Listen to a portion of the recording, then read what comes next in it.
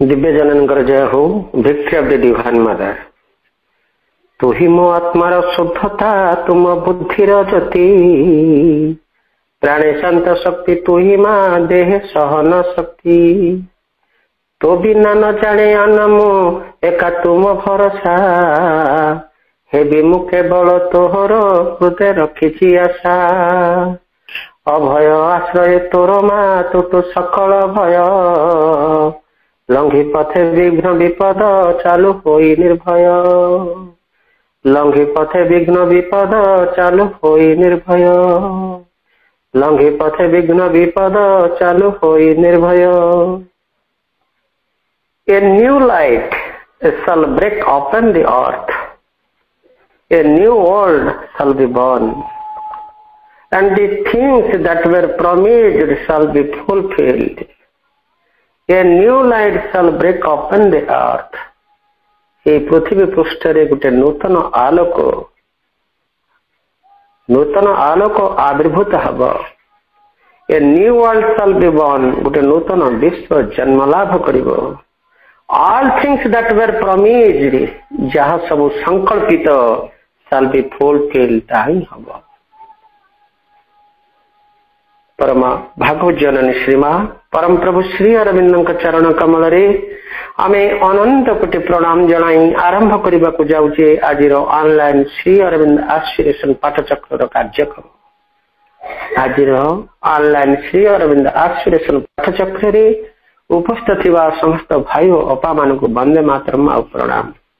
कार्यक्रम आरंभ रे चलंत आमे नीरव रे ध्यानस्थ हवा मंत्रमयी सावित्री उच्चारण सहित। आज मंत्रमयी सावित्री उच्चारण पृष्ठ संख्या रही 257। आज मंत्रमयी सावित्री को उच्चारण करने आमे कटक शून्य पंक में अनुरोध करवा। अपा आपण मंत्रमयी सावित्री उच्चारण करंतु, आमे समस्ते नीरव रे प्रभु मां को ध्यान करिबु। समस्ते साइलेंस। मां Savitri. Book 2, the book of the traveller of the world, canto 10, the kingdoms and godheads of the little mind, page 257. In the small world of infant mind and sense, desire is a child heart's crying for bliss. Our reason only a toy artificer, a rule maker in a strange stumbling game.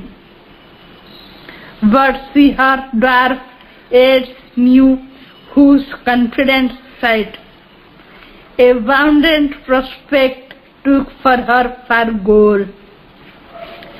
The world she has made is an interim report of a traveler to worlds.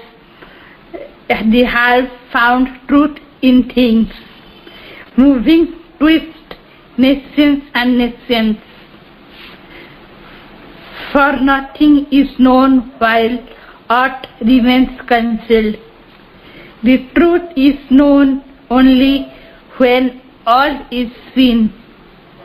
Attracted by the all that is the one, she yearns towards a higher light than hers. Heed by her calls and cries, she has glimpsed God's face.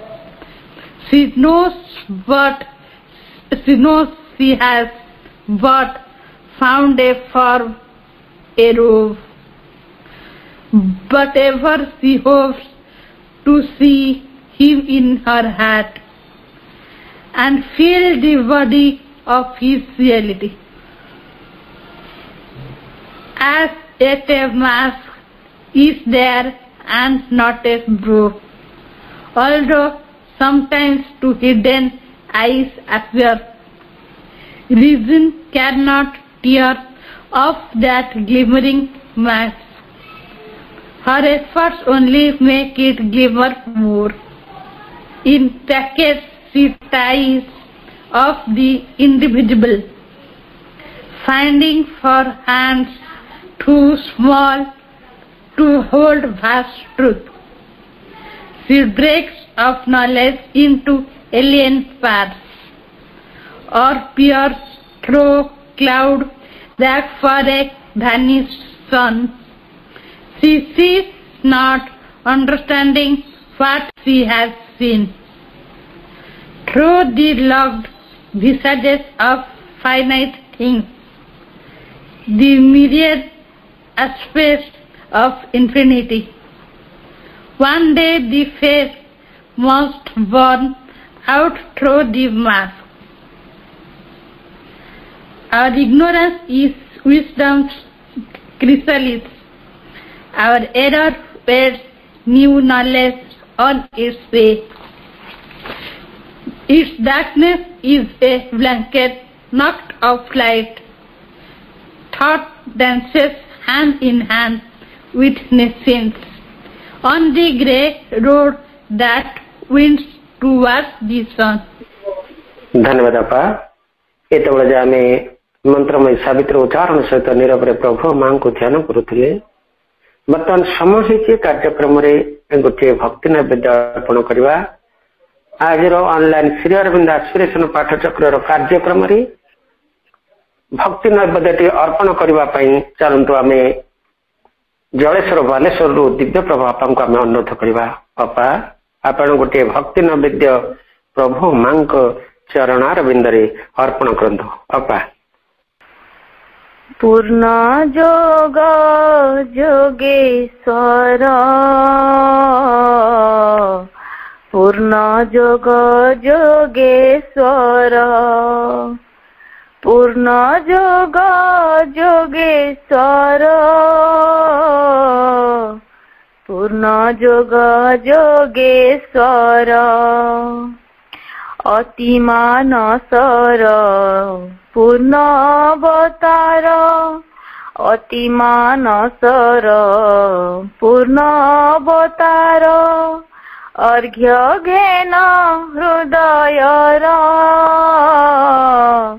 पूर्ण जोग जोगेश्वर पूर्ण जोग जोगेश्वर पूर्ण जोग जोगेश्वर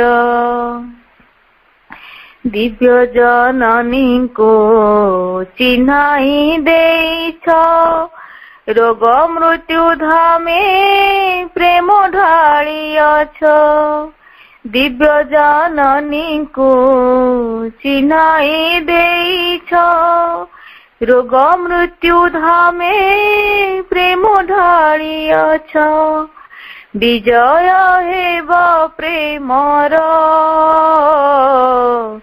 पूर्ण जोग जोगेश्वर पूर्ण जोग जोगेश्वर पूर्ण जोग जोगेश्वर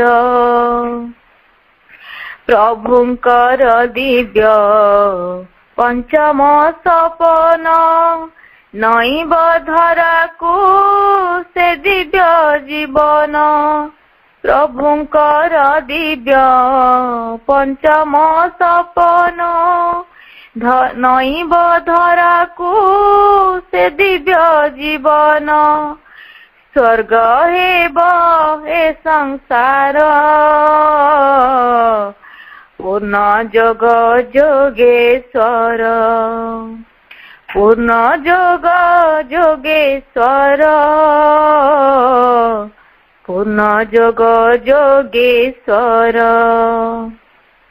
मानव जातिर शुणिछ प्रार्थना अति मानवर दिव्य संभावना मानव जातिर शुणिछ प्रार्थना अति मानवर दिव्य संभावना अमरत उपहार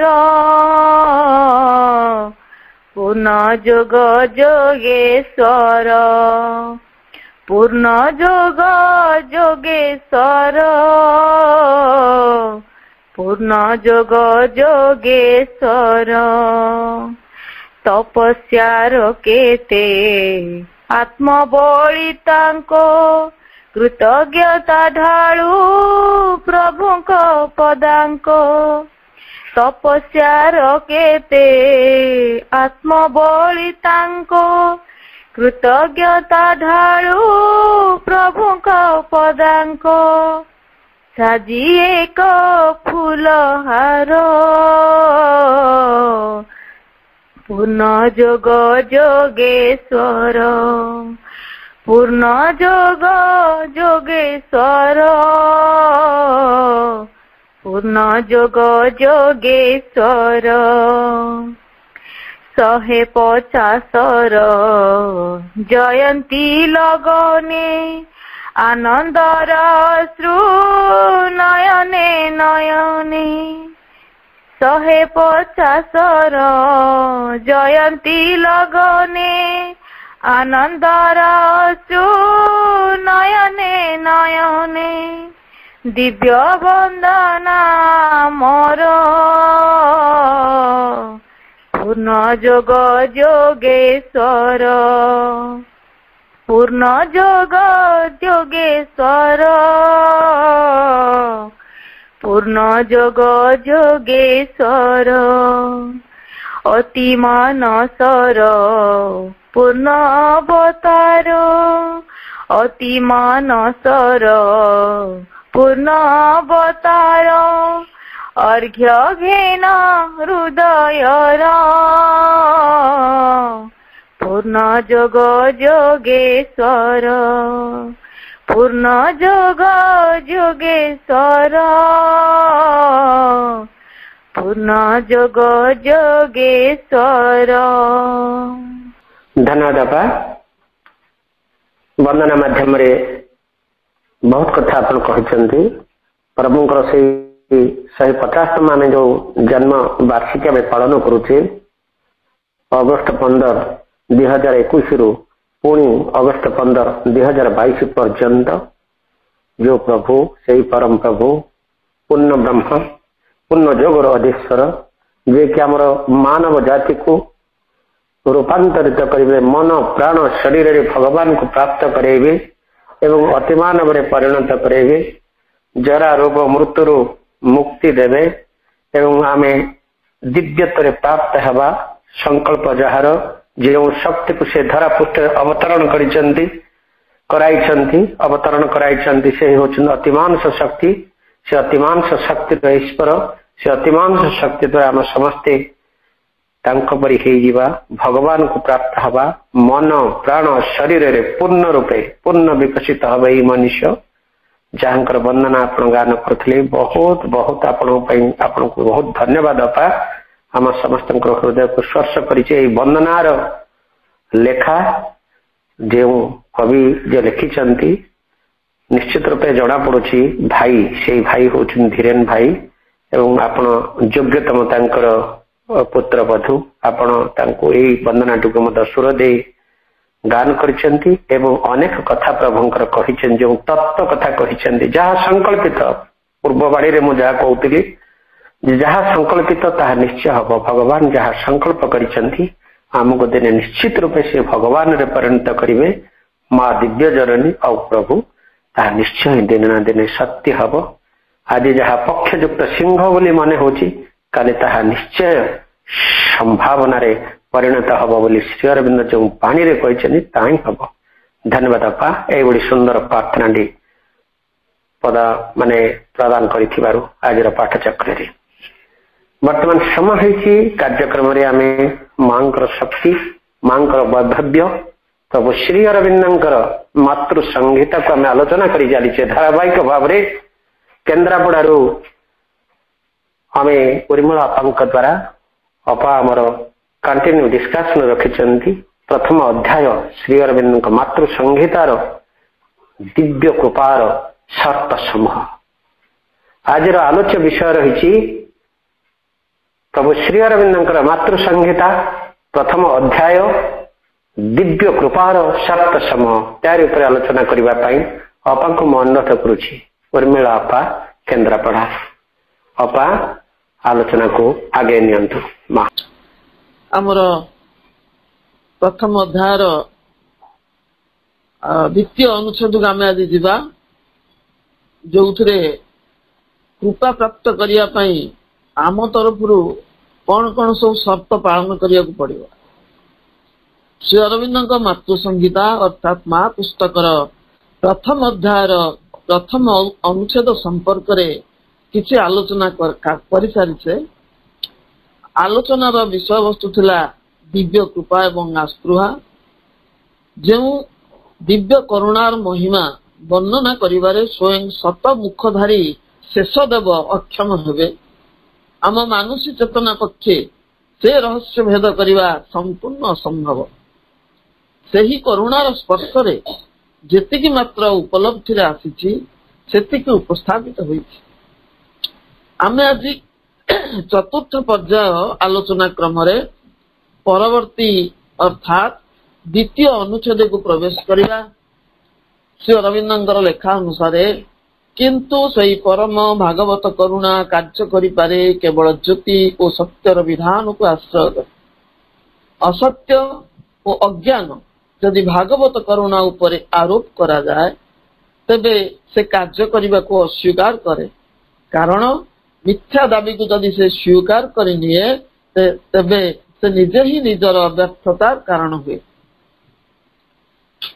जो पठित अनुच्छेदटी से अनुच्छेदटी रे श्री अरविंद चारोटी गुरुत्वपूर्ण प्रसंग रे अवतारणा कर। चारोटी प्रसंग होची गोटे होची ट्रुथ बा सत्य, द्वितीय होची लाइट बा ज्योति, तृतीय होची इग्नोरेंस बा जाको अज्ञान बोली कुहाइची अज्ञता मध्य कुहा जाई पारे, चतुर्थटी होची फॉल्सहुड मिथ्या बा मिथ्याचार। ट्रुथ कहले कौन बुझाए? सत्य होची आत्मार साक्षी, दिव्य सतांगर से होची दिव्य प्रकृति।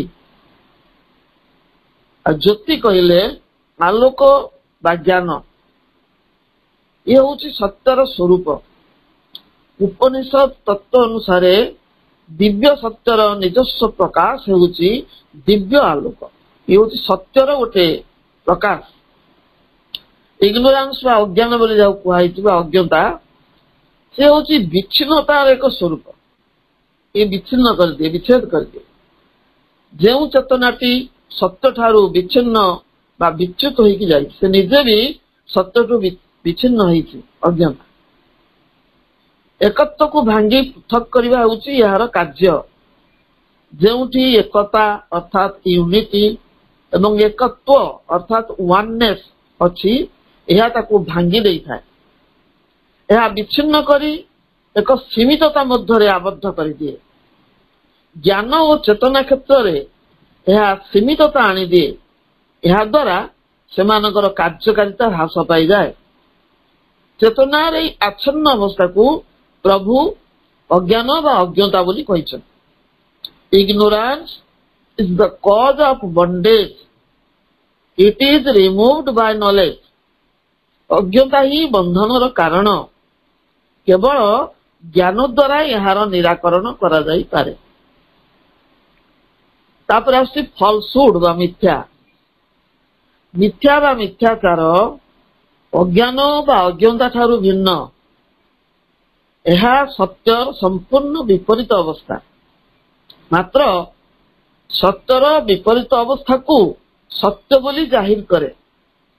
अज्ञता और सत्यर, अज्ञता तो सत्यर एक प्रच्छन्न अवस्था अर्थात सत्य के आवृत करके रखी थाए। सत्यटी ता भीतर थाए, सत्य को संपूर्ण छाड़ी न थाए, किंतु ये सत्यर गोटे आवरण होची अज्ञता जहा जो आम सत्य पाखे पहुंची पारुना।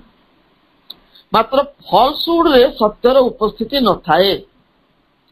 असत्य सत्य भली अभिनय करे, भूल परामर्श दिए, सत्यर एक भ्रम धारणा सृष्टि करे। यह अज्ञतार एक चरम परिणति। अज्ञतार चरम परिणति होची सत्य ठार हमको दूरेई दिए।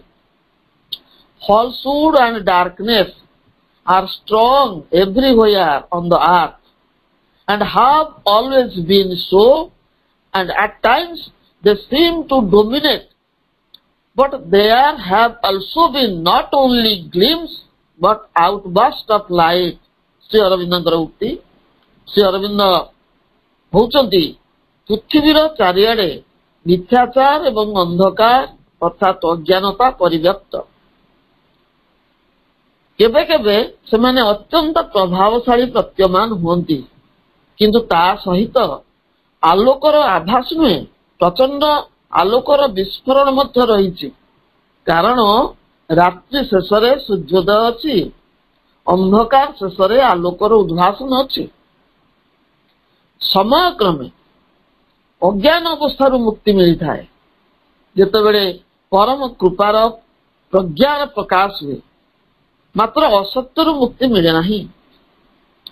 ଆମେ ଅନୁଚ୍ଛେଦଟିରେ ଅଧ୍ୟୟନ କରୁଛେ ଯେ କୃପା କେବଳ ସତ୍ୟ ଓ ଜ୍ୟୋତିର ବିଧାନକୁ ଆଧାର କରି କ୍ରିୟାଶୀଳ ହୁଏ। ସତ୍ୟ କେବଳ ବଚନରେ ସୀମିତ ହେଲେ ଚଳିବ ନାହିଁ। ଆମର ଚିନ୍ତା, ଚେତନା, ଭାବନା ଓ ଆଚରଣରେ ମଧ୍ୟ ସତ୍ୟ ପ୍ରକାଶ ପାଇବା ଆବଶ୍ୟକ। ମା କହୁଛନ୍ତି, if you are untruthful, insincere, hypocritical, you are unfit for the God's grace. ତୁମେ ଯଦି ମିଥ୍ୟାବାଦୀ, ଅନାନ୍ତରିକ ବା ନିଷ୍ଠାହୀନ ଏବଂ ଛଳନାକାରୀ ପ୍ରତାରକ, ତେବେ ତୁମେ ବିଭୁ କୃପାର ଅଯୋଗ୍ୟ। ଆମ ଭିତରେ ଥିବା ଛଳନା, କପଟ ଭାବ, ଆତ୍ମଗୋପନକାରୀ ମନୋବୃତ୍ତି ତଥା ଅନିଷ୍ଟକର ଭାବନା ଗୁଡ଼ିକ ସତ୍ୟର ବିପରୀତ ଅବସ୍ଥା। କେବଳ କଥିତ ସତ୍ୟକୁ ଆଧାର କରି କୃପା କ୍ରିୟାଶୀଳ ହୁଏ ନାହିଁ। ଜ୍ୟୋତି ବା ଆଲୋକର ଅର୍ଥ ହେଉଛି ଦିବ୍ୟ ଜ୍ଞାନ। ଯେଉଁ ଜ୍ଞାନ ବଳରେ ଆମେ ସତ୍ୟର ସ୍ୱରୂପକୁ କେବଳ ତତ୍ତ୍ୱ ବା ତଥ୍ୟ ମଧ୍ୟରେ ସୀମିତ ନ ରଖି ବିସ୍ତୃତ ଓ ବାସ୍ତବ ଭାବରେ ଉପଲବ୍ଧିରେ ଆଣିପାରିବା, ଆଚରଣରେ ଫୁଟେଇ ପାରୁଥିବା। ଅତଏବ ଏହିଭଳି ଏକ ସତ୍ୟ ଓ ଜ୍ଞାନକୁ ଆଧାର କରି ଦିବ୍ୟ କୃପା ଅବତରଣ କରିପାରେ। ଅସତ୍ୟ ଓ ଅଜ୍ଞାନ ଯଦି ତା ଉପରେ ଆରୋପ କରାଯାଏ, ତେବେ ସେ କାର୍ଯ୍ୟ କରିବାକୁ ଅସ୍ୱୀକାର କରେ। କାରଣ ମିଥ୍ୟା ଦାବିକୁ ସେ ମାନିନେଲେ ନିଜେ ହିଁ ନିଜର ବ୍ୟର୍ଥତାର କାରଣ ହୁଏ। ମିଥ୍ୟା ହାତରେ ଏକ କ୍ରୀଡ଼ା ପୁତଳିକା ପାଲଟି ଯାଏ। ଫଳରେ ଏ ସଂସାରରେ ମିଥ୍ୟାର ଏକ ସାମ୍ରାଜ୍ୟ ପ୍ରତିଷ୍ଠା ହୁଏ। ଦିବ୍ୟ କୃପା ସର୍ବସମର୍ଥ ବୋଲି ଭାବି ନେଇ ଆମେ ଅନେକ ମିଥ୍ୟା ଦାବି ଉପସ୍ଥାପନ କରୁ ଏବଂ ଆଶା କରୁ ଆମର କାମନା ବାସନା ସମ୍ବଳିତ ଦାବି ଗୁଡ଼ିକ ଯଥାର୍ଥ ଏବଂ ତାହା ପୂରଣ ହେବା ଆବଶ୍ୟକ। କିନ୍ତୁ ଆମକୁ ସର୍ବଦା ସ୍ମରଣ ରଖିବାକୁ ହେବ, ମିଥ୍ୟା ଦାବି ଗୁଡ଼ିକ ପୂରଣ କରିବା ପାଇଁ ଦିବ୍ୟ କୃପା ଅବତରି ଆସିନାହିଁ। ଏକ ବୃହତ୍ତର ଲକ୍ଷ୍ୟ ସାଧନ ଏବଂ ଭାଗ୍ୟବାଦୀ ଭୋଗବାଦୀ ମନୁଷ୍ୟ ଜାତିର ମୌଳିକ ସମସ୍ୟାର ସମାଧାନ ପାଇଁ ଏହାର ଆଗମନ। ସେହି ବୃହତ୍ତର ଲକ୍ଷ୍ୟଟି ହେଉଛି ରୂପାନ୍ତର। ଯେ ପର୍ଯ୍ୟନ୍ତ ଏ ସତ୍ୟକୁ ଆମେ ଉପଲବ୍ଧି କରିନାହୁଁ, ସେ ପର୍ଯ୍ୟନ୍ତ ସେହି ଅସତ୍ୟ ଓ ଅଜ୍ଞାନର ଜାଲ ଭିତରୁ ଆମର ମୁକ୍ତି ନାହିଁ। ଏହି ଚରମ ସତ୍ୟଟିକୁ ଗ୍ରହଣ କରି ନେଲେ ଆମେ ଆମର ଅଯୌକ୍ତିକ ଦାବିର ଭିକ୍ଷା ଥାଳ ଧରି ଦିବ୍ୟ କରୁଣାର ଦ୍ୱାରରେ କରାଘାତ କରନ୍ତେ ନାହିଁ। ମା ପୁସ୍ତକର ପ୍ରଥମ ଅଧ୍ୟାୟ ଉପରେ ଆଶ୍ରମ ଅନ୍ତେବାସୀ ମାନଙ୍କର ବିଭିନ୍ନ ପ୍ରଶ୍ନର ଉତ୍ତର ସ୍ୱରୂପ ମାଙ୍କର ଯୋଉ କମେଣ୍ଟ ବା ଟିପ୍ପଣୀ ସବୁ ରହିଛି, ସେଗୁଡ଼ିକ ଖୁବ୍ ତାତ୍ପର୍ଯ୍ୟପୂର୍ଣ୍ଣ। ଜଣେ ଅନ୍ତେବାସୀ ମାଙ୍କୁ ସ୍ଥାୟୀ ରୂପାନ୍ତର ସମ୍ପର୍କରେ ପ୍ରଶ୍ନ କରିଛନ୍ତି।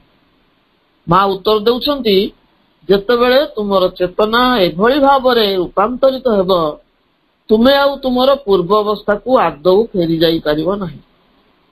ଏଭଳି ଏକ ମୁହୂର୍ତ୍ତ ଅଛି ଯେତେବେଳେ ପରିବର୍ତ୍ତନଟି ଏତେ ପରିପୂର୍ଣ୍ଣ ହୋଇ ଉଠିବ ଯେ ତୁମେ ପଛକୁ ଫେରିବା ଅସମ୍ଭବ ହୋଇପଡ଼ିବ। ରୂପାନ୍ତର ଆଂଶିକ ବି ହୋଇପାରେ। ଶ୍ରୀ ଅରବିନ୍ଦ ଯେଉଁ ରୂପାନ୍ତର କଥା କହୁଛନ୍ତି, ତାହା ସାଧାରଣ ଚେତନାର ଏକ ବିପରୀତ ଅବସ୍ଥା। ତା ଅହଂ ସର୍ବସ୍ୱ ନ ହୋଇ ବ୍ୟକ୍ତିଗତ ସନ୍ତୋଷ ଆଡ଼କୁ ମୁହଁ ନ ଫେରାଇ ପୂର୍ଣ୍ଣ ସମର୍ପଣ ଅଭିମୁଖୀ ହୁଏ। ଶ୍ରୀ ଅରବିନ୍ଦ ସ୍ପଷ୍ଟ କରିଛନ୍ତି ଯେ ସମର୍ପଣ ପ୍ରାଥମିକ ସ୍ତରରେ ଆଂଶିକ ହୋଇପାରେ। ଆମ ଚେତନାର କିଛି ଅଂଶ ସମର୍ପଣ ଅଭିମୁଖୀ ହେଲା ବେଳେ ଆଉ କିଛି ଅଂଶ ବିପରୀତମୁଖୀ ହୋଇଥାନ୍ତି।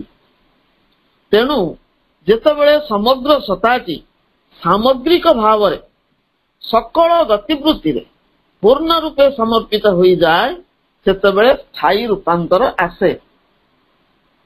से सर्वोच्च अतिमान शक्ति निश्चित भाव ऊर्ध्वरु अवतरण करिवो, किछि भी यार अवतरण को अटकई पारिबो नाही। तेणु से शक्ति को ग्रहण करिबा पई निम्न रे एक पूर्ण उन्मीलन आवश्यक। केवल सेतिकी बेले आमर अबाध्य अनमनीय जड़धर्मी शरीरटी उपरे एई शक्तिर अप्रतिहत प्रभाव पड़िबो एवं सेतिकी बेले शरीर समस्त स्थाणुत्व अनमनीयता जनित बाधारू मुक्त हो पार। कई जने मां को प्रश्न करथिले जो अतिमानसर अवतरण संपर्क में आपण 1956 फेब्रुआरी 29 रे घोषणा करथिले, यह आम पई एक शुणा कथा होई रही। केबे आमे एही सत्यटी को प्रत्यक्ष करि पारिबु एवं केबे आम सामग्रिक प्रकृतिर तत्काल परिवर्तन अनुभव करि पारिबु? मां को उत्तर थिला, अतिमानस शक्तिधर मानकर आविर्भाव एक आनुमानिक तथ्य नुहे, यह वास्तव सत्य। मानव जातिर एक विपुल भाग जदि ए संपर्क रे सचेतन हेबारे असमर्थ हुअंती तथापि एही शक्तिर भौतिक जगत को आगमन रे कौनसी प्रभाव पकई पारिबो नाही बा एहार आगमन को प्रतिहत करि पारिबो नाही। एही संपर्क रे मा को स्पष्ट करछन जे every age presents a program as an ideal for its manifestation. Those who follow it survive and progress. Those who do not pay any heed to it either fall back or perish. This is the law of the nature. This is the process of evolution. प्रत्येक जुग एक कार्यक्रम उपस्थापन करे सही जुगधर्मी एक आदर्श बा सत्यर परिप्रकाश पाई। जो माने यहाँ को अनुसरण करती बा ग्रहण करी नियंती सही माने ही केवल तिष्ठि रहंती एवं अग्रगति भी करती। मात्र जो माने एथिपति कर्णपात करती नाही सेमानकर हुए तो पतन हुए अथवा सेमाने संपूर्ण ध्वंस पाई जाए। यह ही प्रकृतिर नियम, यह ही पार्थिव विवर्तनर पद्धति। पुनश्च मां कहते the only hope for future is in the change of man's consciousness and the change is bound to come, but it is left to the men whether they will collaborate for this change or it will have to be enforced upon them by the power of crashing circumstances. मानवीय चेतनार परिवर्तन ही भविष्यतर आशा उज्जीवित। परिवर्तन आसवाटा अनिवार्य किंतु यह मनुष्य मानक ऊपर छाड़ी दिया जाइछि। सेमाने ई परिवर्तन सह सहयोग करिवे किंबा यह तार ध्वंसकारी शक्ति द्वारा सेमानकु चापी दब। If we do not collaborate, if we do not cooperate, we will be collapsed. स्वतः प्रवृत्त भावे आमे जदि सहयोग न करू आमर ध्वंस अनिवार्य।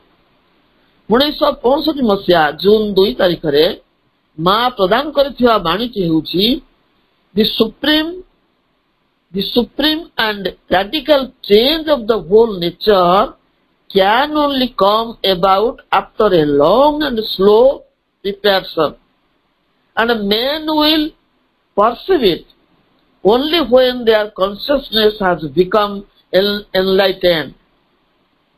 केवल एक दीर्घ मंथर प्रस्तुति परे समग्र प्रकृतिर सर्वोत्तम मौलिक परिवर्तन संभव हेब एवं जेतेबेले मानवीय चेतना आलोकित होई उठिबो सेतेबेले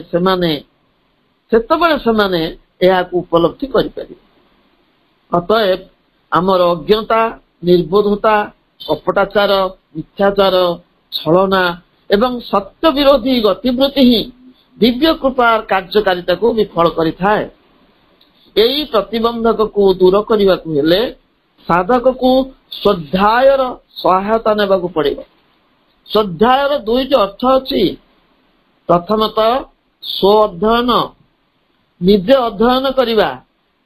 ଅଜ୍ଞତା ଓ ଅଜ୍ଞାନତା ଉଭୟ କବଳରୁ ମୁକ୍ତ ହେବାକୁ ହେଲେ ଦିବ୍ୟ ଜ୍ଞାନ ସମ୍ବଳିତ ଆଧ୍ୟାତ୍ମିକ ପୁସ୍ତକର ପଠନ ଆବଶ୍ୟକ ଏବଂ ଅନୁଶୀଳନ ଉପଲବ୍ଧି ମଧ୍ୟ ଆବଶ୍ୟକ। ଖାଲି ଜ୍ଞାନ ଆହରଣ କଲେ ଚଳିବ ନାହିଁ, ଏହାକୁ ଜୀବନ ଧର୍ମୀ କରିବାକୁ ପଡ଼ିବ। ଏହାର ବ୍ୟବହାରିକ ଦିଗ ପ୍ରତି ଦୃଷ୍ଟି ଦେବାକୁ ହେବ। ନହେଲେ ଜ୍ଞାନକୁ ଭାର କ୍ରିୟା ବିନା ଏହି ଅବସ୍ଥା ଆସିବ। ଜ୍ଞାନ ଭାର ସଦୃଶ ହୋଇଛି। ସଦ୍ଗ୍ରନ୍ଥ ଅଧ୍ୟୟନ ମନକୁ ଆଲୋକିତ କରିବା ସଙ୍ଗେ ସଙ୍ଗେ ଆତ୍ମଜ୍ଞାନକୁ ଉଦ୍ଭାସିତ କରେ। ଶ୍ରଦ୍ଧାର ଅନ୍ୟ ଅର୍ଥଟି ହେଉଛି ସ୍ୱ ଅର୍ଥାତ୍ ନିଜକୁ ଅଧ୍ୟୟନ କରିବା, ଅର୍ଥାତ୍ ଆତ୍ମ ଅନୁଶୀଳନ, ଆତ୍ମସମୀକ୍ଷା, ଆତ୍ମବିଶ୍ଳେଷ।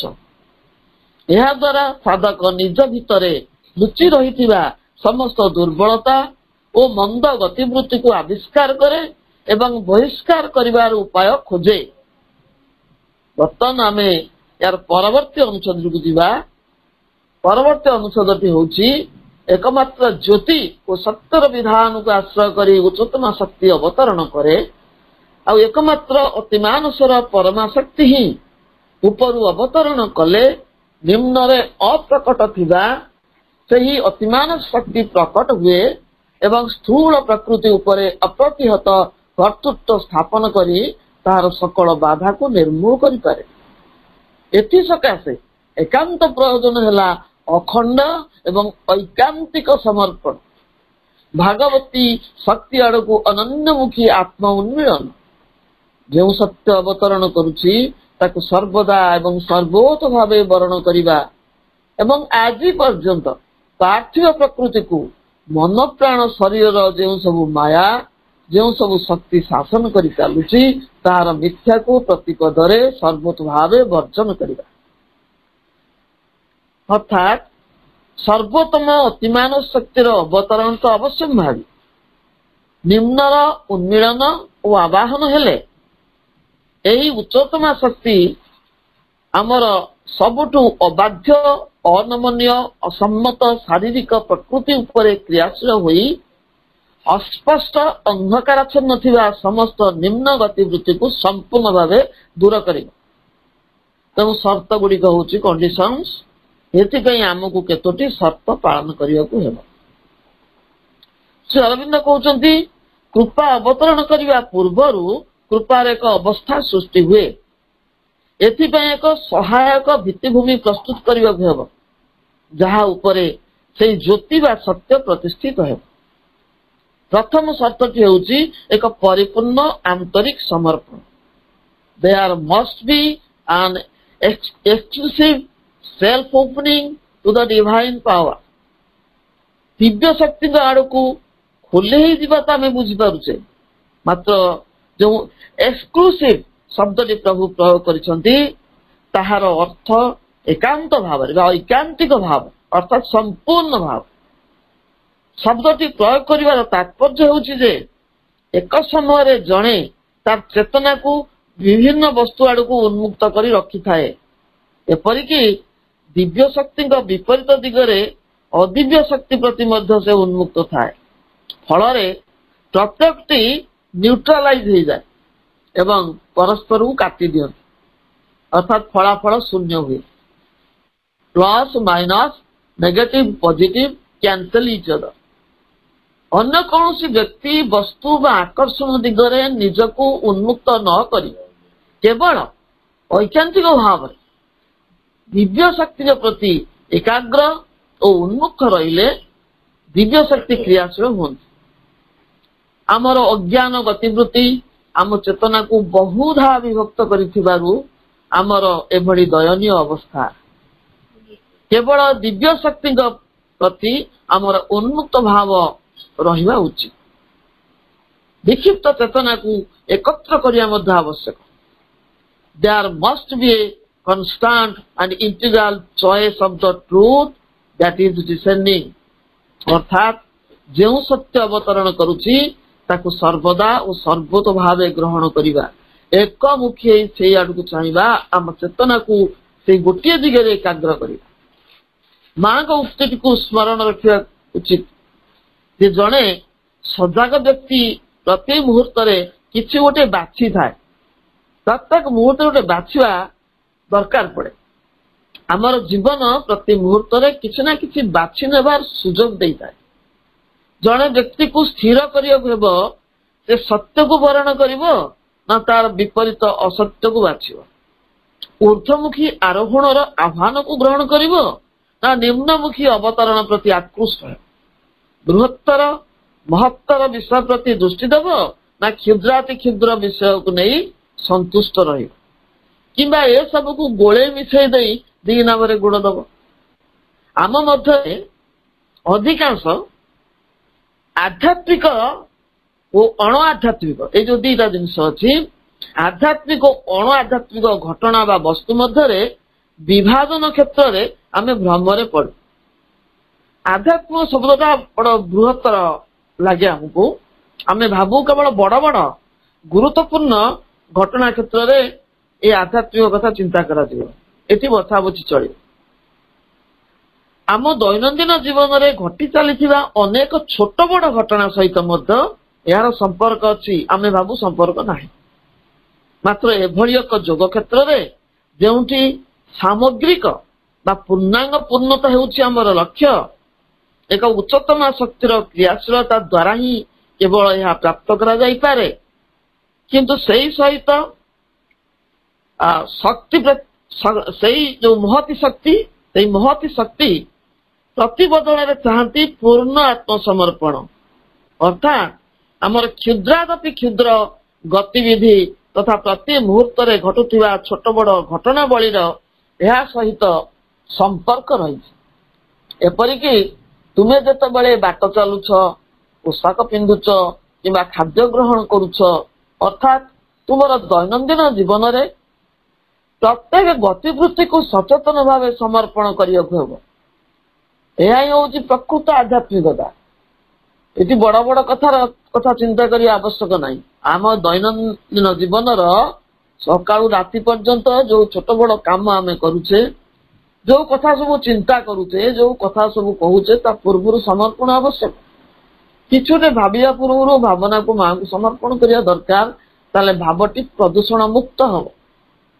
किछुटे कहिया पूर्व मां को स्मरण करिया आवश्यक ताले अजौक्तिक कथा किछि असत्य किछि आम भितरु बाहरिबो नाही तेणु प्रतिटी गतिवृत्ति को समर्पण करने अर्थ माँ कहते give all your thoughts with your mind खाली मनटा को देले हम नहीं मन सहित भितर लुचि रही भावना गुड़ी को समर्पण कर give all your feelings with your heart खाली हृदय को देले हम नहीं हृदय अभ्यंतर लुचई रखि तुम सब भाव से मंगल भावना हो अमंगल भावना हो मंगल चिंता हो अमंगल चिंता हो मंगल कल्पना हो अमंगल कल्पना हो सब गुड़ी खोला खोली भाव में मत दियो give all your work with your body तुम शरीर द्वारा जो कार्य सब संपादन होची शरीर सहित तुम से कार्य को मत समर्पण कर ताहा दैनंदिन नित्य कर्म हो निमित्त कर्म हो दिव्य कर्म हो कि तम भाव में अदिव्य कर्म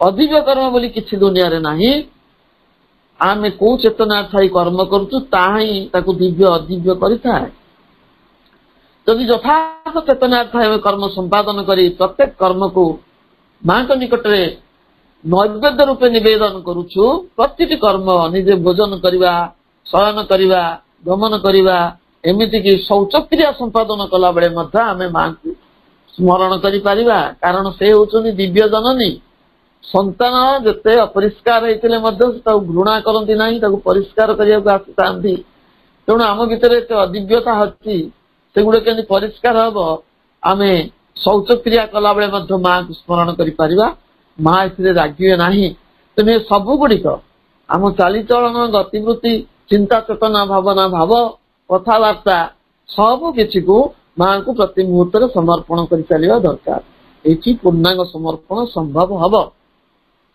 ତାହେଲେ ଏହି କ୍ଷେତ୍ରରେ ସତ୍ୟ ପ୍ରତି ଗ୍ରହଣଶୀଳତା ଓ ଏହାର ବିପରୀତ ଅବସ୍ଥା ପ୍ରତି ଅର୍ଥାତ୍ ଯାହା ଆମକୁ ସତ୍ୟ ଠାରୁ ଦୂରକୁ ନେଇଯାଏ ତାକୁ ପ୍ରତି ମୁହୂର୍ତ୍ତରେ ପ୍ରତ୍ୟାଖ୍ୟାନ କରାଯାଇପାରିବ। ସତ୍ୟ ପ୍ରତି ପଜିଟିଭ ଆଟିଚ୍ୟୁଡ ଏବଂ ମିଥ୍ୟା ପ୍ରତି ନେଗେଟିଭ ଆଟିଚ୍ୟୁଡ ଏକ ସମୟରେ ରହିବା ଆବଶ୍ୟକ।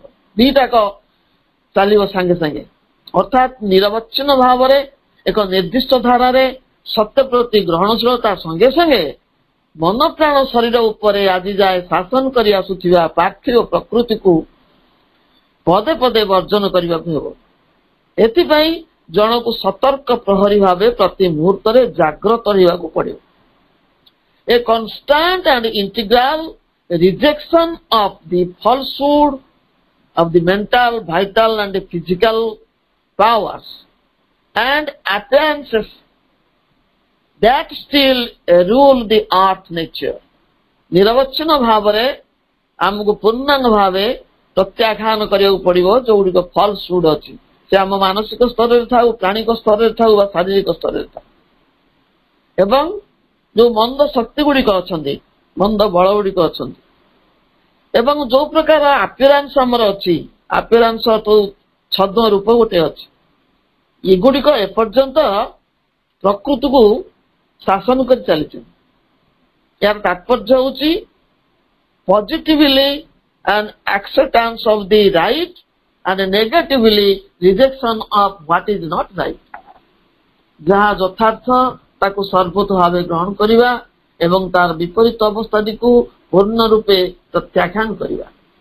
ଏଠାରେ ଶ୍ରୀ ଅରବିନ୍ଦ ଶକ୍ତିମାନଙ୍କର ଏବଂ ବାହ୍ୟ ଚେହେରା ପଶ୍ଚାତରେ ଲୁକାୟିତ ଥିବା ମିଥ୍ୟାର ପ୍ରସଙ୍ଗ ଉତ୍ଥାପନ କରିଛନ୍ତି। এই ମିଥ୍ୟାଚାର ଗୁଡ଼ିକ ଆମ ମାନବୀୟ ମନ ବା ହୃଦୟ ଦ୍ୱାରା ସୃଷ୍ଟି ହେଇନାହାନ୍ତି। ଯୋଉ ମିଥ୍ୟାଚାର ଗୁଡ଼ିକ ଆମ ଭିତରେ ଅଛି ସେଟା ଆମ ଭିତରୁ ସୃଷ୍ଟି ହେଇନାହାନ୍ତି, କାରଣ ଆମେ ଯୋଉ ପରମଙ୍କ ଠାରୁ ସୃଷ୍ଟି ହେଇଛୁ ପରମ ଚେତନା ନେଇକି ଆସିଛୁ। ଏଗୁଡ଼ିକ ଆମ ସାଙ୍ଗରେ ଆଣି ନଥିଲୁ। ଏଗୁଡ଼ିକ ବିଶ୍ୱ ଚେତନାରୁ ସଂକ୍ରମିତ ହୋଇ ଆମ ଭିତରକୁ ପ୍ରବେଶ କରୁଛି। କେମିତି ପ୍ରବେଶ କରୁଛି ମୁଁ ସେଇ କଥା ଆଲୋଚନା କରୁଛି। ଆମ ଚତୁଃପାର୍ଶ୍ୱରେ ବେଢି ରହିଥିବା ବାହ୍ୟ ଜଗତର କେତେକ ସ୍ୱାଧୀନ ଶକ୍ତି ମାନଙ୍କ ଦ୍ୱାରା ଏମାନେ ସୃଷ୍ଟ ଓ ପ୍ରକାଶିତ। ସେଇ ଶକ୍ତି ଗୁଡ଼ିକ ବାହ୍ୟ ବାତାବରଣ ତଥା ଆମ ଭିତରେ ଏଇ ମିଥ୍ୟାଚାରକୁ ପ୍ରବେଶ କରେଇଥାନ୍ତି, ବାହ୍ୟ ବାତାବରଣରେ ଖେଳେଇଥାନ୍ତି ଏବଂ ଆମ ଭିତରକୁ ମଧ୍ୟ ପ୍ରବେଶ କରନ୍ତି। ସେମାନେ କିଏ? ଦେ ଆର୍ ଦି ସେଣ୍ଟିନେଲିଜ ଅଫ ଦ ନେଚର। ପ୍ରକୃତିର ଶତପଦୀ ପ୍ରହରୀ, ଶହ ଶହ ଗୋଡ଼ ଯାହାର ଥାଏ ତାକୁ ସେଣ୍ଟିନେଲି ବୋଲି କହନ୍ତି। ଏମାନେ ହଉଛନ୍ତି ପ୍ରକୃତିର ଶତପଦୀ ପ୍ରହରୀ, ଶହ ଶହ ପାଦ ଥିବା ପ୍ରହରୀ ସବୁ। ପ୍ରକୃତି ଚିରଦିନ ଆମକୁ ଅଧୀନସ୍ଥ କରି ବା ଶାସନ କରିବାକୁ ଚାହେଁ।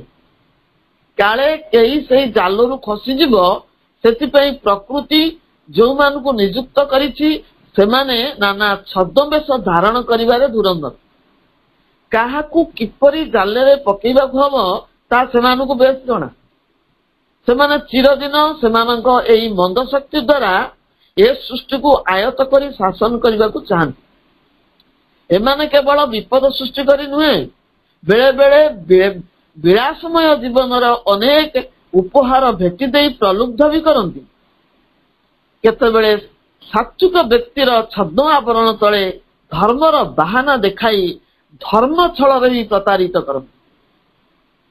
ଏପରିକି ବିଶ୍ୱ ଦେବତା ମାନେ ମଧ୍ୟ ବାଧା ସୃଷ୍ଟି କରନ୍ତି। ସେଥିପାଇଁ କୁହାଯାଇଛି ଯେ ଜନ ତପ ଆଚରନ୍ତି ଦେବେ ତାହାର ବିଘ୍ନ ଚିନ୍ତି।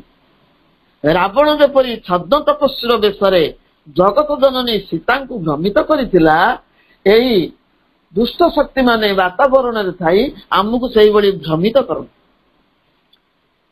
ସେଥିପାଇଁ ଶ୍ରୀ ଅରବିନ୍ଦ ଏଠାରେ ଆପିରାନ୍ସ ଭଳି ଏକ ତାତ୍ପର୍ଯ୍ୟପୂର୍ଣ୍ଣ ଶବ୍ଦ ବ୍ୟବହାର କରିଛନ୍ତି, ଯାହାର ଅର୍ଥ ପ୍ରତୀୟମାନ ହେବା, ଏକ ପ୍ରତୀତି ସୃଷ୍ଟି କରିବା। ସାଧାରଣ ଅର୍ଥରେ ବାହ୍ୟ ଚେହେରା ଯାହା ଧୋକା ଦେଇଥାଏ, ପ୍ରତାରିତ କରିଥାଏ। ଏହି ମନ୍ଦ ସତ୍ତା ଗୁଡ଼ିକ ଦିବ୍ୟ ଶକ୍ତିକୁ ଆୟତ କରି ନେଇ ନିଜେ ପ୍ରଭାବ ବିସ୍ତାର କରନ୍ତି। ଶ୍ରୀ ଅରବିନ୍ଦ ଏହି ଛଦ୍ମବେଶୀ ସତ୍ତାମାନଙ୍କ ପାଇଁ रूप अर्थात फॉर्म शब्दटी व्यवहार न करी अपीयरेंस यही शब्दटी व्यवहार करछंती। तात्पर्य होउची जे फॉर्म होउची रे वास्तव रूप किंतु अपीयरेंस होउची प्रतीयमान रूप जा वास्तव भली प्रतीत हुए मात्र सैया नुह सत्य नुह। एठारे श्री अरविंद आउ दुई शब्द व्यवहार करछंती जार अर्थ एका भली जना पड़िले मध्य ता एका नुहे। ता होउची गोटे होउची पावर आउ अन्यटे होउची फोर्स हमको एका भलिया लागे। माँ यार सुंदर clarity देइछंती The divine power is a part of the divine Shakti বা force. The divine power is an attribute of the divine Shakti. Aurobindo uses the word, the divine Shakti here in a sense of chit tapas. The creative power, the creative consciousness, the creative power and the creative consciousness. Consequently, the divine power is a part of the divine Shakti. Divine power होउची divine शक्ति को एक अंश। यह divine शक्ति भली प्रतीत हुए किंतु अनुह। श्री अरविंद divine शक्ति को चित और तपस अर्थ रे व्यवहार करती। सृष्टिकारिणी शक्ति सृष्टिकारिणी चेतना सही परी divine power होउची divine शक्ति को गोटे अंश मात्र। पावर बेले बेले नकारात्मक अर्थ रे व्यवहार करा जाए मात्र फोर्स सकारात्मक अर्थ रे व्यवहार करा जाए। तेणु वातावरण थिबा इविल पावर गुडिक जो माने होस्टाइल एंटिटी अर्थात विरोधी तत्व भाव रे जनाशुना से माने साधक को प्रतारित करी विपथगामी करिया पई छद्म चेहरा धारण करी आसी थान। ए विरोधी शक्ति गुडिक केतबेले गुरुर छद्म रूप धारण करती केतबेले आम आराध्य देवता रूप धरी आसती। कदाकार कुश्चित सताटी एक सुदर्शन सुंदर रूप धरी विश्वास हासिल करने को आसी। आहरी केतक विरोधी शक्ति अछंती जो माने आम मानकर शारीरिक प्राणिक और मानसिक स्तर रे क्रियाशील होता से माने स्वप्न माध्यम निजक प्रदर्शन करती नाना प्रकार आकर्षणीय रूप धरी आमको भ्रमित करती भयंकर दुस्वप्न रूप से आसी आमको भयभीत भी करती। एमाने अवचेतन आत्मगोपन करि पारंती। आम प्राण राज्य रे सेमाने एक निर्दिष्ट प्रकार आकर्षण सृष्टि करती कारण सेमाने निज शिकार जीवन को उत्तेजनापूर्ण और रोमांचकर करी निज आयत रे रखिबा को चाहती। जड़े निशाखोर व्यक्ति जपरी निशा कबल रे पड़े निशार आयत होगी रही है। प्राणस्तरीय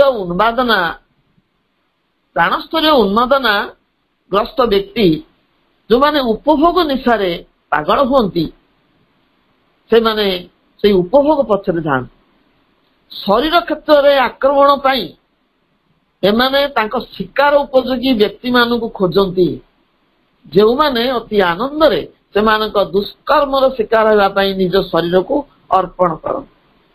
एमाने शारीरिक व्याधि विकार तथा विकृतिर कारण हुए। बलशाली विरोधी तत्व गुड़िक केवल मनुष्य शरीर नुहे पशु मान शरीर को आयत करी निज योजना सफल करते। हठात गोटे बिलेई बा कुकुर मुंडरे तुम आड़ को माड़ी आसी आक्रमण करिवार ख्याल आसे। जेकोसी पशु ठारू आक्रमण आशंका यही कारण आसता। पशुटी निज आयतरे खाई यह करे ना यह संपूर्ण भाव में होस्टाइल पावर कबल थाए। प्रतिदिन घटुवा विभिन्न दुर्घटना गुड़िकर कारण वातावरण रे थिबा एई अशुभ अदिव्य शक्ति मानकर कारनामा। एई अनिष्टकारी सत्ता व्यक्ति को एभली एक टलमटल अवस्था को नहीं आसती जे से भारसाम्य हराई छिटकी पड़े। केतक अदृश्य शक्ति छद्म रूप नहीं हठात आम आगे आविर्भूत हो जाती। आमे विस्मयचकित होई उठू। एभली द्वंद्व बा भय सृष्टि करुथिबा सत्ता माने आम मध्य को प्रवेश करी भयानक परिस्थिति सृष्टि करती। तुम हुए तो खसी पड़ कि भूल काम टे कर बस साधारण कलम टे धरिया को शक्ति हुए ना से भी हाथ खसी पड़े। ए क्षेत्र में जदि आम कार चलाऊ स्टीयरिंग उपर आमर नियंत्रण हराई बसु यह दुर्घटनार सम्मुखीन हुए आगरे थिबा ट्रक रे किबा रास्ता कड़े थिबा गछ दिहरे पिटी हो जाए दुर्घटना घटे अनेक समय आमर मानस सत्ताटी एमान द्वारा मध्य आक्रांत हुए एवं आक्रांत हेले भूल निष्पत्ति निए एभली किछि कार्य आम द्वारा संपन्न हुए जहा हेबा आदौ उचित नथिला विश्व में भगवान राज्य प्रतिष्ठार विरोधी यही तत्व गुड़िक निज चेष्टा संपूर्ण सफल नहेले भी से कार्य को विलंबित करिथांती एवं करिथांती केवल आमको ही माध्यम करी कई जने मां को प्रश्न करथिले ध्यान समय कौन एमाने अधिक आक्रमण करती कि उत्तरटी थिला विशेष भाव में सेपरी किछि घटी न थाए कारण ध्यान समय जड़े अधिक सतर्क थाए और संवेदनशील थाए से माने आक्रमण करती जेतेबेले देखती तुमे किछि निर्दिष्ट अग्रगति करुछ पादे पादे आगे जीवाकू चेष्टा करुछ तेणु से माने अन्य जन को प्रेरित करती तुम ध्यान भांग करेबा किए डाके तुम ध्यान भांगिब किंबा क्या पठे दियंती ठीक से बेले से भावे से डाके तुमको तार जरूरी भेट करिवार अछि ध्यान रे बाधा पड़िला बोली जदि तुम्हें रागी उठ ताहले से माने ताका उद्यम रे सफल हो जान तुमको रगेवा पे सब करता तुमको उत्त्यक्त उत्तेजित करिवार सब प्रकार व्यवस्था करती यही भली पछकु पछ अनेक घटना घटान अन्य मानक सहित कलह मनांतर मतांतर पृष्ठभूमि रे एई विरोधी शक्ति छद्म रूप में था जो माने आमर ध्यान रे बाधा देले जो जो लोक माने आम ध्यान रे बाधा देले बोली आमे भाबी तांको उपरे रागु प्रकृत रे सेमानकर कौनसी दोष न थाए से माने केवल एई शक्ति मानकर मोहरा बनी जाइथान एमानक प्रतिरोध को प्रतिहत करने को हेले भागवती शक्तिर शरण नेबा को हेबो एवं सबु किछि समर्पण करिया को पड़े आमर पार्थिव प्रकृति को मन प्राण शरीर जो सब माया शासन कर चली मिथ्यार जो शक्ति कबलित करिछि जहा फल आत्म उन्मीलन संभव हेउ नाही एवं ऊपर दिव्य शक्ति अवतरण और निम्न रे सही अतिमान शक्तिर जागरण संभव हेउ नाही ताहा केवल संपूर्ण समर्पण द्वारा ही संभव हो पारिबो The surrender must be total and seize all the parts of the being. समर्पणटी संपूर्ण एक सामग्रिक हेबा संपूर्ण एवं सामग्रिक हेबा आवश्यक एक महत्वपूर्ण जे आम मध्यस्थ चैतसता आमर सक्रिय आत्मा सी सदा जाग्रत सी ऊर्ध्वस्थ आह्वान उत्तर दियंती किंतु बाकी सब अंग गुड़िक यार प्रत्युत्तर दे पारती नाही वर्तमान आमे आउ अधिक आगु आलोचना को नहीं पारिबानी समय पाखे आछि समर्पण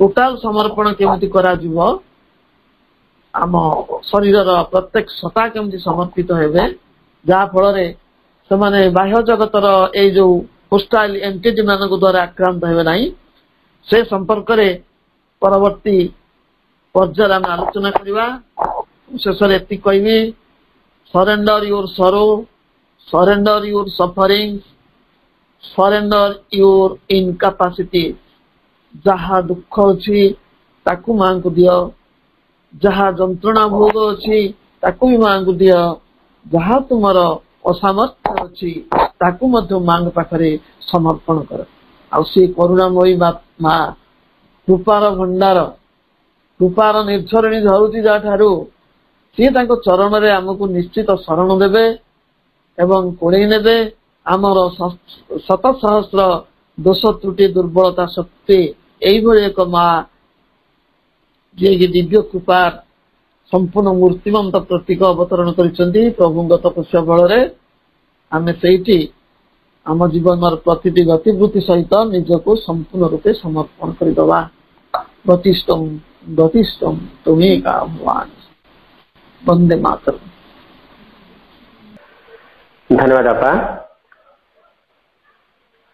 बहुत सुंदर कथा आज आलोचना करिसेंती हमको जो अतिमानव नियत निर्दिष्ट होईछि एवं अतिमान शक्ति परिचालित करुछि आमे समस्त अतिमानव निश्चित रूपे हबा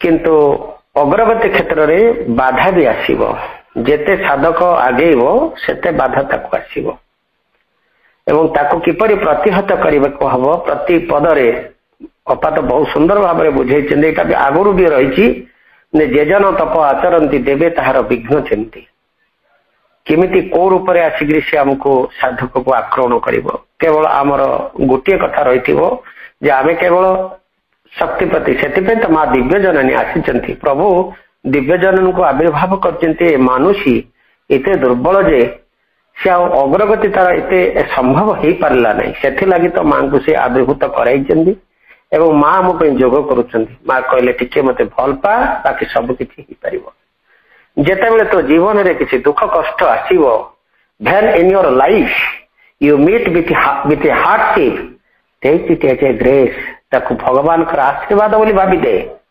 एवं जा फल कि सी हूँ भगवान का आशीर्वाद बोली भावे से तुम परीक्षा करने सी आसुची जिते जीवन में दुख कष्ट आसो ताकू भगवान का आशीर्वाद बोली भाविया पड़ो अपा जो भाई बुझाऊले इरिटेशन हेले पुणी माड है सेठी साधना व्याहत है तेणु सी हूँ भगवान का आशीर्वाद स्थिर अविचलित रहा पड़ो जहाँफल कि ताकू जदि भगवान का आशीर्वाद बोली ग्रहण करा जाए ताले Indeed it will become so से परि हे जांती जेते जीवन में दुख कष्ट आसे सेते ताकू भगवान का आशीर्वाद बोली ग्रहण करनेले से सब ताही हे जांती ताकू आशीर्वाद बोली भाविया पड़ो ताकू से कारण सी भी गोटे शक्ति ताकू भी मत प्रेरण करा जाए थाए साधक को परीक्षा करने तेणु आम स्थिर अविचलित रहिले सब किसी संभव हो पार all can be done if God touch it भगवान प्रति माने आमर भगवान स्पर्श रहिले सब किसी साधित हम भगवान स्पर्श किपरि आम जदि प्रति स्पर्श न रखा आम जदि प्रति टच न रखा ताले how can it be possible तेणु नित्य सब भगवान प्रति आम टोटाल सरेंडर कथा अपा जो बुझे प्रभु जहाँ कही संपूर्ण रूपे दिव्य जनन हाथ में आम माने समर्पी देवा आमर आमर जहाँ किसी चिंता चेतना सब किसी पाखे समर्पित देवा बाकी सब किसी से ही करेंगे सब ही से ही करेंगे दिव्य जनन जय हो। बर्तमान आम कार्यक्रम को वाइंड अप करवा आज कार्यक्रम आम वाइंड अप करने आम मां मंत्र को आवृत्ति करवा आज कार्यक्रम मंत्र आवृत्ति करने आम दमयंती अपा को आम अनुरोध करवा दमयंती अपा मंत्र आवृत्ति सहित मातृमंत्र आवृत्ति सहित आज कार्यक्रम को आम विरति घोषणा करवा समस्ते साइलेंस नमो भगवते श्री मीरारविंदा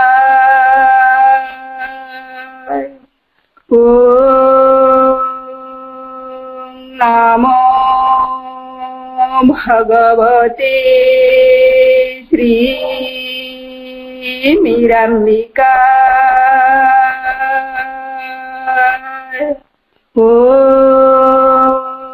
नमो भगवते श्री मीरांबिका भक्ति अंजलि धारी माताकू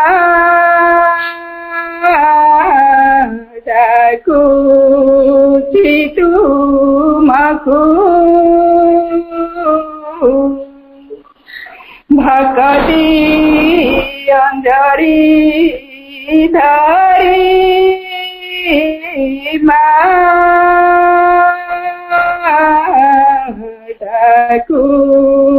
चितु मकू आशा धरे मधुमाई मुहुदा बेदिकू भक्ति अंजलि धरी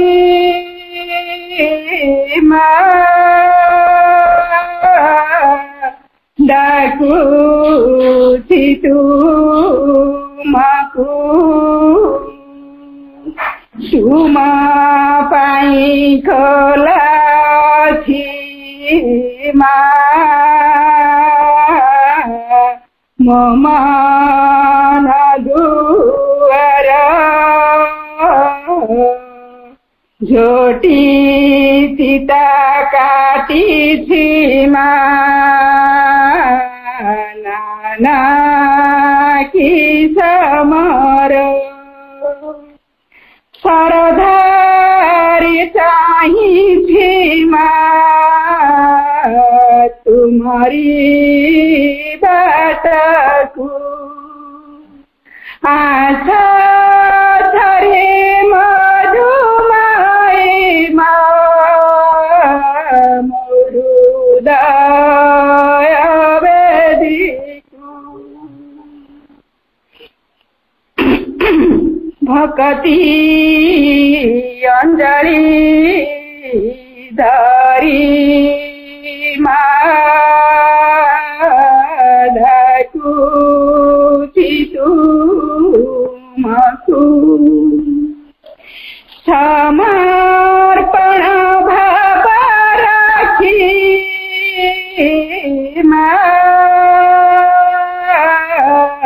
करी अनुकाम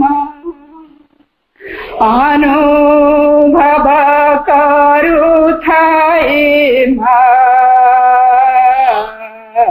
तो परम प्रेम तो कळरी थिले डर भोकाकु आशा धरे मधुमाई मुरुदय वेदिको भक्ति अंजलि धरी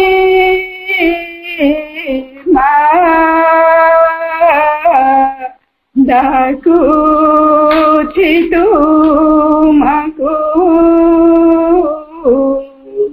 भक्ति अंजलि धरी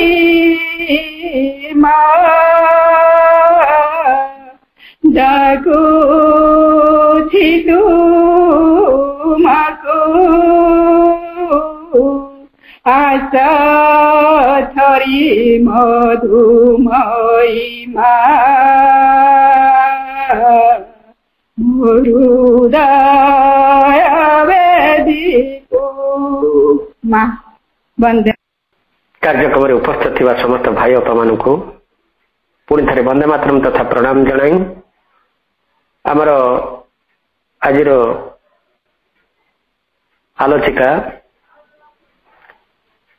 उर्मिला आपा को बहुत बहुत धन्यवाद ज्ञापन करी एवं प्रभु मां चरण कमल पुणी अनंत कोटि प्रणाम जनाई आज कार्यक्रम को ये विरति घोषणा कले। कार्यक्रम समस्त